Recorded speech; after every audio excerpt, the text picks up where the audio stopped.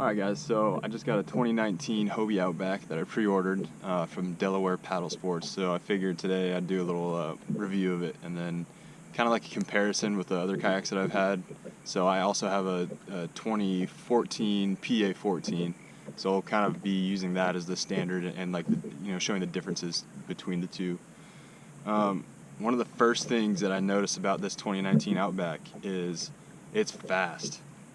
And I've had an Outback before, and I mean I can tell you that this one is much faster and it tracks straight, which is something that I'm not really super used to having a PA14, because when you're out here they're so wide and kind of flat on the bottom that you're just getting blown around by the wind. So I know that when I'm in the PA, my hand is almost always on the rudder if I'm traveling, so it turns on a dime. Like, I'm not even exaggerating when I say that the turn radius is the best I've ever seen in a kayak, which isn't a huge deal, but it's better than having a super wide turn radius. So that's definitely a plus in my opinion.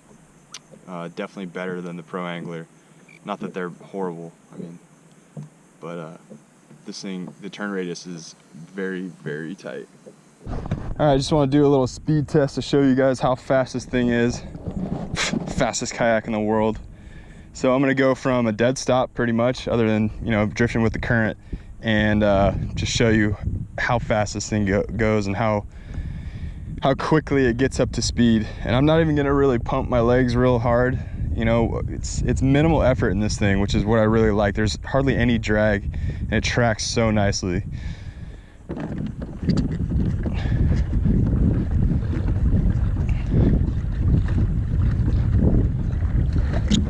I know it's hard to tell, but we are straight and moving right now.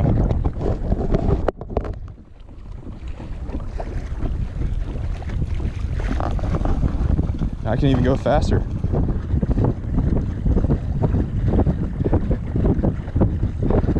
Check the turn radius. Look at that. Just look at that. All right, so turn radius from a stop.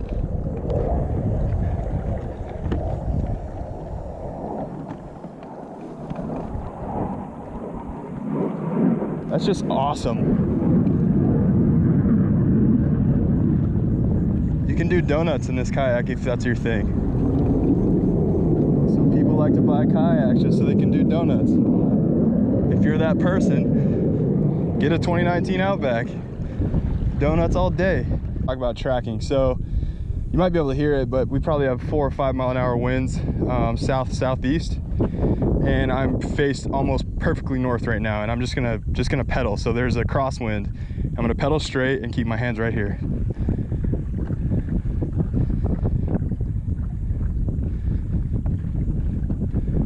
Look how straight this thing goes. Ridiculously straight. Ridiculous. Ridiculous.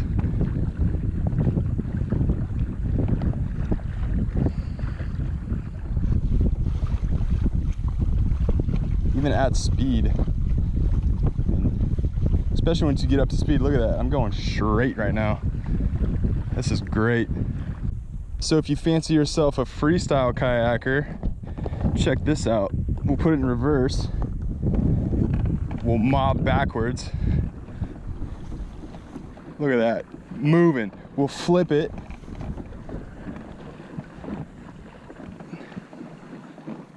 Flip. Forward. Boom, we're out. Look at that. Would you just look at it? All right, so let's talk about stability. Everyone's always worried about stability in fishing kayaks, so this is one of the first things I want to talk about. I had an Outback before. It was an older one. I think it was a 2014, and I didn't feel comfortable standing up in it. One, it had the like the foot, it's molded to where you can put your feet on the sides like a paddle kayak, which I never really liked. And then the seat was so low that it was really hard to stand up. And then once I did stand up, I just didn't feel stable. So that was one concern that I had. So I, of course, watched a couple reviews before I bought the kayak, and it seemed fine to me. So I bought it, and I came out here, and the stability is great. Compared to a Pro Angler, maybe not as good, maybe, you know, because it's a little bit more narrow, but it's, for how light this kayak is, it's very stable. You can easily stand up in it, no problem. Turn sideways. I sit sideways now that this new Hobie seat, it doesn't have the armrest on the side, so you can kind of swing your legs over to one side, which is actually really nice. It's comfortable. It's definitely more wide, the seat is, and a little bit more comfortable. Adjusting it is not quite as easy as the previous Vantage seats, but it's nice nonetheless. All right, so let's do a little stability test. I just want to show you guys kind of like from my perspective what this thing looks and feels like. So getting in, super easy. I mean, stepping in like that in other kayaks you'd probably go over, but again, super easy to stand up. I was a little nervous at first when I got in it because you're like the initial stability, it's a little bit shaky, not bad, but I was like, oh, you know, it kind of scared me a little bit. But it's the secondary stability that's really nice. I mean, like, I'm on one foot right now on one side of this kayak and it will not flip. And I'm probably like 240 right now, 230. So again, super easy. You can move around in the hole if you want, obviously carefully, but I'm in the front where the drive normally goes and it's not flipping. I don't feel unstable. If you wanted to get in the back and you didn't want to turn around for some weird reason, you can stand back here, you can sit. Again, I'm probably like 230 pounds right now, and I could probably sit back here with another person and it's still floating. So stability, man, probably 9 out of 10, maybe 10 out of 10, I don't know. So when you're seated, what I was talking about earlier, me being 6'1", if I put my legs all the way out, you can see that my feet are pretty much touching the end of the cockpit. So not a huge deal, but if you're taller than me, you might not like it. But like I said earlier, one of my favorite features is that you don't have the H rails up on the sides right here. So being able to put your legs out like that, man, that's a huge difference.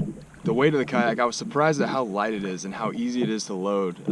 I have a truck with a 4-inch lift kit on it, and you know, I use the bed extender in the back, which sometimes makes it harder to load a kayak, but I was surprised with even fully loaded how light this kayak is. I can't give you a spec, I don't know exactly how much it weighs, but all I know is that it felt so much easier than my Pro Angler 14.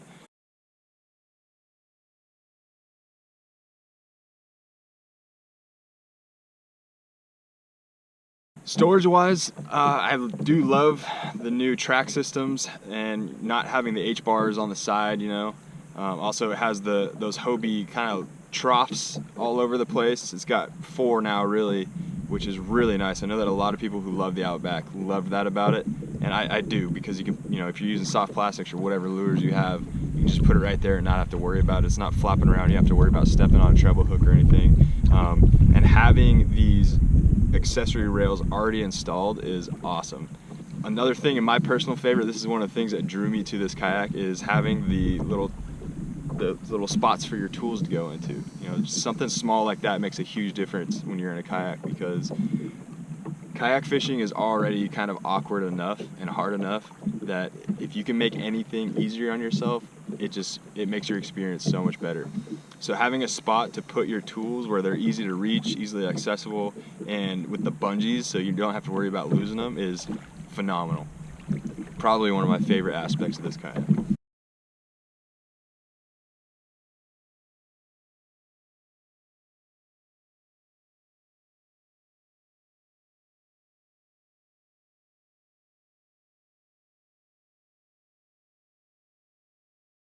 They did get rid of the rear hatch, the rear circular hatch that you'd have in Pro Anglers, which, to be honest, I don't really care about because I never used it. I even had one of the little tubs that goes in it, and I don't think I ever put anything in it. Some guys like to put their, you know, batteries or something like that back there. I never did. I always just used the bow hatch. The vertical storage hatch in the center is pretty awesome. And it comes with a little tub for you, so it easily fits 2 tackle boxes in there, no problem. And then the bow hatch in these, they don't come with a tub. Not a huge deal, but you know, I was gonna buy one and I looked and they're like $66, so that's a little bit ridiculous, but it is Hobie, so you know, whatever. they can afford to charge you like that. One thing I did notice coming from a pro angler is that you feel a little bit more cramped. I mean, I know that the Outback's a little bit smaller, but it's not very wide on the inside. You know, the cockpit area is kind of small. I'm 6'1", and if I extend my legs all the way out, they actually touch kind of the bow of the boat up by the hatch. So if you're, you know, above 6'2" or something like that, you don't really fit in the cockpit all the way, I guess you could say. A little bit less storage under the seat than the pro angler. Not a big deal. You can still fit probably a PFD under there, some tackle boxes, whatever you need. All right, so to break it down a little bit, just into pros and cons, to be honest, I really didn't find all that many cons, so I'm gonna sound like I'm kind of bitching right now about little things, but that's how great this kayak is you kind of have to get into the weeds to whine about stuff. I guess one of the biggest negatives for me is just that the cockpit feels a little more claustrophobic than I'm used to with a pro angler, but it's still there's plenty of storage. Storage is not the issue. It's really just fitting myself in there. I'm kind of a bigger guy, but it just feels a little bit smaller. I'm not gonna measure it. Someone's probably gonna tell me that it's the same dimensions as a pro angler or whatever. I don't know, man, but all I know is that it feels a little bit more claustrophobic in the cockpit. Another thing is this year Hobie put in the EVA padding right where your feet go, which is really nice and comfortable. However, on one side it's kind of already sticking up where the tackle storage bin is. Not a huge deal. I can probably put some glue on it, but you shouldn't expect that brand new from the factory, you know. Also, that EVA padding, like I said, we're getting in the weeds here, but if you kind of if your foot is wet and you kind of slide it across that padding, it makes the loudest shriek I've ever heard, which you could definitely spook fish with it. Another small nitpicky thing that I noticed was that the seat is kind of like creaky and just makes noises. You know, you got plastic on plastic and aluminum on aluminum, I think, and it just makes a little bit more noise than I thought it would being brand new. Not a big deal. I don't really think it's enough to spook fish necessarily, but it gets a little bit annoying. I'm also not in love with the rudders, or the rudder control system. The knobs are just real small, so you kind of have to, it's more intuitive, I guess. But it's not a big deal at all. It's just I'm kind of used to the big lever that kind of sticks up on the pro angler, so it's a little different experience. But having both the ambidextrous controls is great. I don't really use it all that often, but you know, it's nice to have. All right, so some of the good things about it. I'm gonna go ahead and say that I think this is a better fishing kayak all around than a pro angler, simply because it tracks straighter, it's faster, the agility is insane. It's so much more agile than a pro angler, so it's great for, you know, if you're fishing dock pilings or little bass ponds or whatever you may do. It's a little bit nicer to have a kayak that's almost as stable as a pro angler with arguably more storage, that's lighter, faster, and more agile. I mean, you really can't beat that, in my opinion. The 180 drive comes standard with the new Outback. It's really nice. Like, if you're fishing dock pilings, having reverse is really nice. So here's another thing that it kind of makes me laugh a little bit, but Hobie this year threw in the loading, the thing that helps you load. It's like a little block that clips to the back of the handle on the back of the kayak. They kind of made it sound like it's an accessory and you don't have to have it, and they're being very generous for throwing it in. However, I noticed that you really can't load it into the back of a truck or anything bow first without it. If you do, you're going to be scraping your rudder on the ground and stuff like that. So that's really the point. But it does make it actually really nice, especially if my driveway is kind of slanted and slick concrete. So without the block, you know, if I'm loading my pro angler, it'll slide around on my driveway, so I kind of have to grab it and shimmy back to the back of it and pick it up and load it. But with this block, it's got little rubber almost like legs on the bottom of it that holds it steady, so it is nice. However, I would disagree that it's an accessory and, you know, that it's thrown in there as a generosity. You need it for sure. As far as my experience purchasing the kayak from Delaware Paddle Sports, they were really awesome to work with. So I originally went to their website and put one in the cart, one of the kayaks in the cart, just to see, you know, got cold feet, didn't pull the trigger.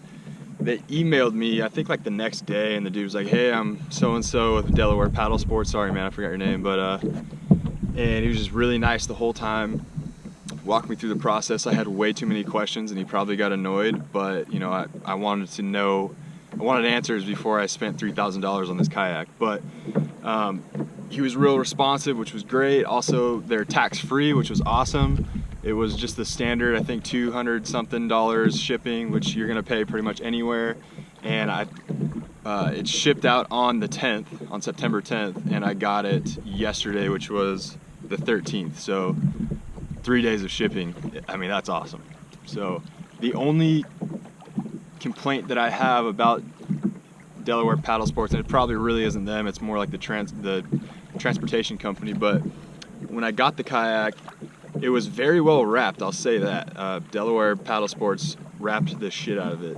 It had like 4 or 5 layers of cardboard and, you know, plastic and all kinds of stuff around it to protect it, but it had a pretty deep gash right on the tip of the bow of the nose. So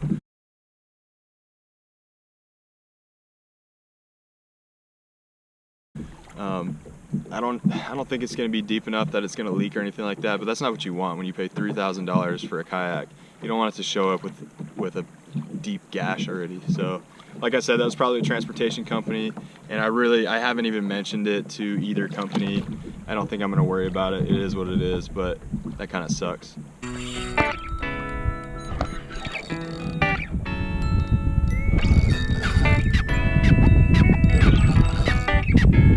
Man, something just smashed it right by the boat. This thing was covered. Oh, he bit me off.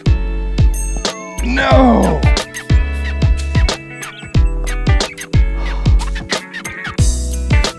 Bit it clean off.